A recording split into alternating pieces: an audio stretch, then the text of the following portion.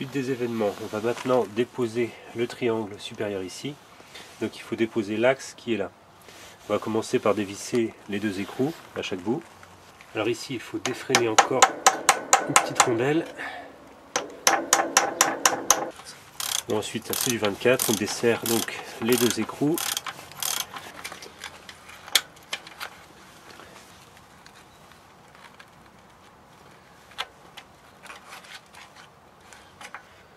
On retire donc l'écrou, la rondelle qui sert à se replier sur l'écrou pour le serrer, enfin l'empêcher de tourner. Une grosse rondelle comme ça. Et en place, il reste potentiellement une petite rondelle de calage. Donc bien vérifier si elle est présente ou pas. Donc bon, la déposer. Ici par exemple, j'en avais deux, très très fines. Voilà une des deux qui est complètement coin-coin. Alors une fois que les écrous sont enlevés, on va intervenir sur un écrou qu'on ne voit pas ici, en fait c'est assez grand, qui est là. Je vais nettoyer pour qu'on voit mieux. Donc l'avant de la voiture est là, l'arrière est là. Donc il y a bien un écrou ici qu'on va desserrer. Alors j'ai relevé le bras pour qu'on voit un petit peu mieux. Dans le manuel des réparations, ils disent de dévisser ça. Donc pas complètement, parce que sinon on peut effectivement complètement le déboîter. Il faut le dévisser un peu et ensuite pousser dessus avec un tournevis, un maillet, un marteau, quelque chose. En fait, pour dégager la bague qui va sortir par là. Donc quand on va taper de l'autre côté, ça, la bague ici en bronze, va sortir.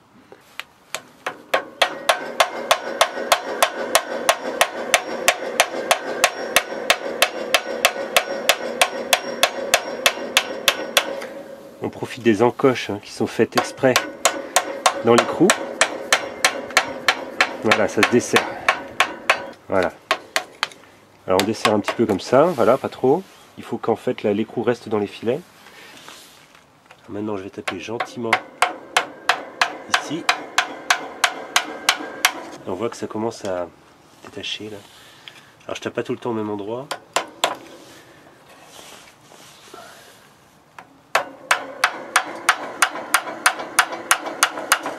Je pense que là ça dépasse assez. Donc je dévisse encore un peu ça. L'écrou ici. Je vois que je peux commencer à faire levier ici. Ouais, donc c'est bon. Je vais finir de desserrer l'écrou. Alors j'ai pas précisé, mais évidemment, comme c'est plein de graisse, nettoyez bien à l'essence pour voir ce que vous faites, pour voir les filetages, pour voir les crans, etc. Faut pas hésiter à mettre de l'essence là-dessus pour virer la graisse.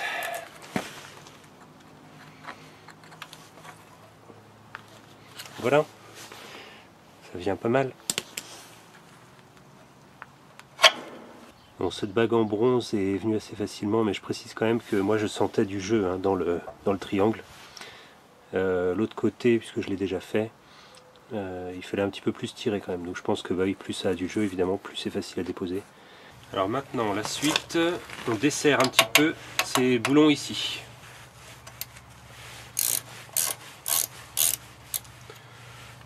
Ok.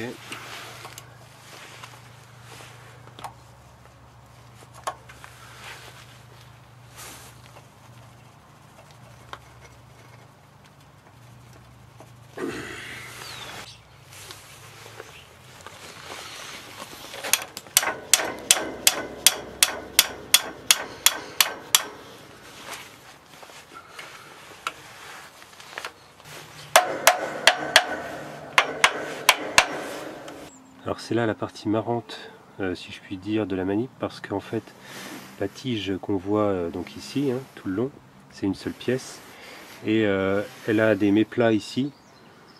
En tout cas on peut l'utiliser une pince plate pour la tourner. Il y a un filetage qui est en dessous ça, qui fait qu'en fait on va pouvoir translater la pièce, rien qu'en la tournant, sur son filetage. Alors il y a deux façons de faire, soit on utilise une pince plate et on va dans le sens de visser ici, soit on met écrou contre écrou ici et on utilise ça pour le tourner, c'est ce qui est recommandé dans le manuel. On va reprendre les écrous qui étaient tout à l'heure à chaque bout. Donc on met écrou contre écrou, donc là maintenant je serre cet écrou là sur l'autre assez fort, voilà, et maintenant je divise celui-là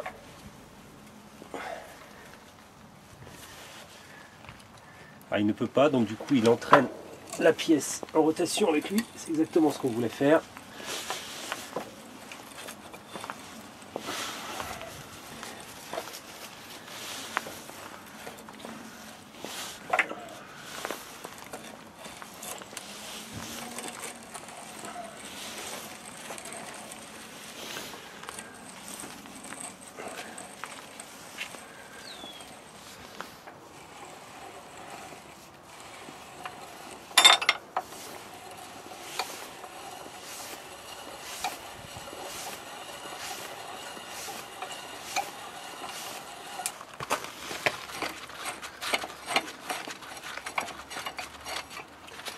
Je veux dire que c'est un système assez ingénieux et amusant.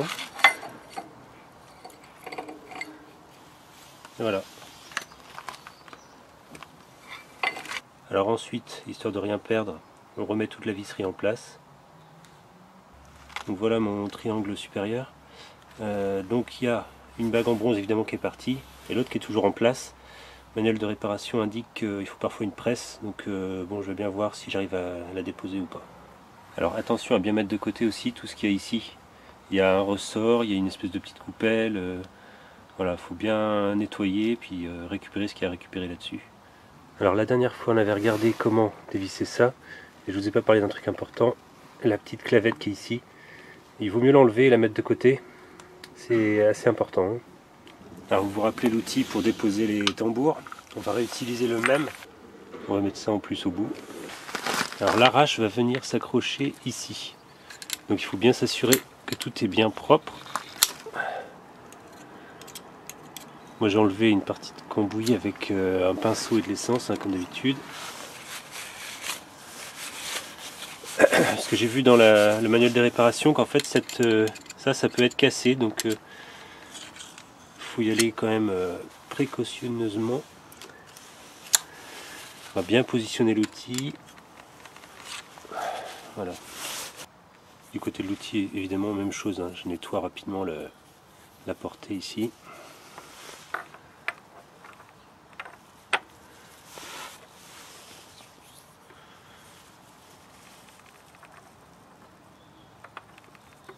Ensuite on positionne.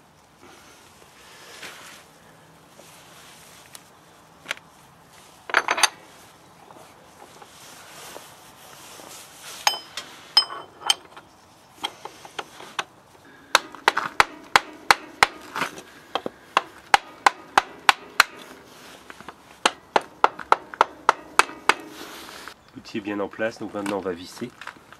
Alors on serre autant qu'on peut à la main. Hein. Voilà. Alors dernièrement j'avais emprunté un coffret cliquet poids lourd à un collègue. Maintenant c'est terminé, je me suis équipé.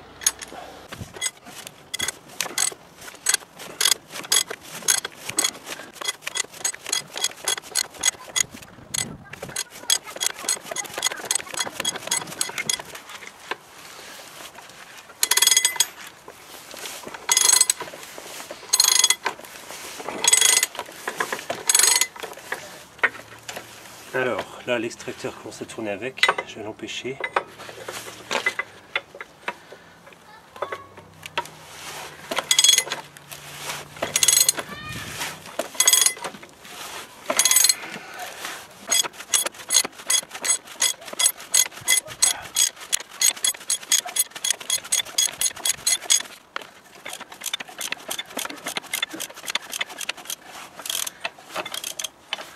Et voilà.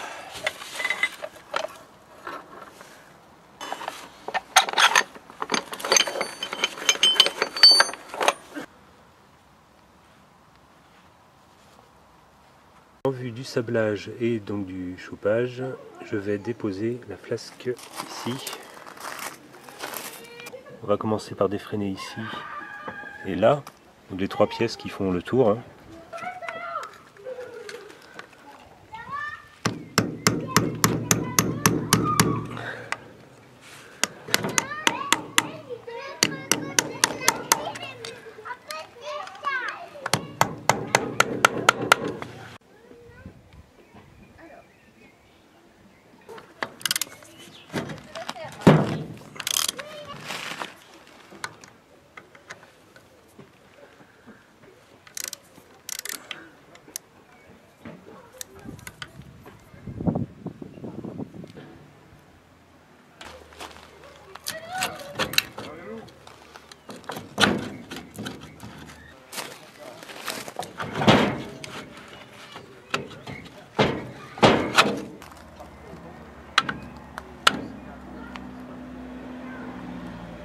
Comme d'habitude, on remet la visserie pour ne pas la perdre, et notamment cette visserie là qu'on a été obligé d'enlever pour enlever la flasque. Côté conducteur, voilà comment sont les arrêtoires. Moi, mon credo, c'est de faire des tutos de la vie réelle, c'est-à-dire pas des tutos où tout se passe tout seul comme par magie. Donc je ne vais pas vous raconter des salades. J'ai énormément galéré pour enlever cette rotule inférieure, même si j'avais l'outil qui va bien avec la tige là qui se reprend par le dessus. Autant côté conducteur, j'avais eu aucun souci, autant côté passager, c'était vraiment la galère. Donc voilà l'outil qui m'a servi côté conducteur, donc sans problème. Et côté passager, voilà comment s'est retrouvé tordu à la fin la barre qui bloque ici. Bon, donc j'étais pas mal désemparé dans cette histoire, ça voulait vraiment pas venir. J'ai été amené donc à virer le cache-poussière qui était ici et à utiliser un arrache standard à 3 doigts en remettant l'écrou à sa place ici. On voit qu'il a pas mal morflé, ça c'est à force d'appuyer dessus, hein. Et c'est important de le mettre en place, il vaut mieux que ce soit lui qui morfle plutôt que la tige, hein. Parce que bon, celle-là elle est solidaire de toute la pièce. Si elle est bousillée, on n'est pas dans la merde.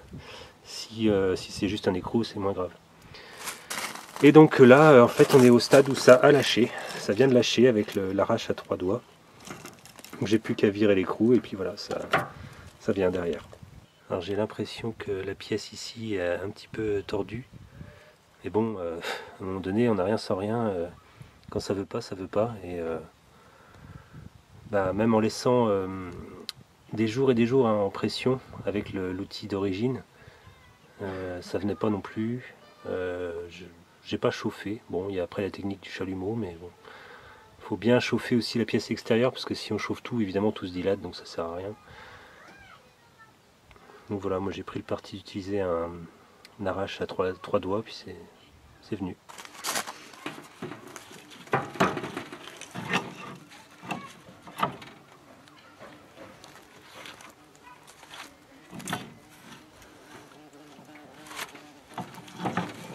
Alors ici on a un ressort qui sert à plaquer le cache-poussière.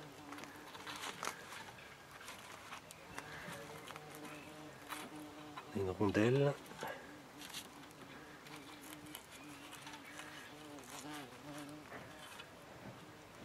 Notre rondelle.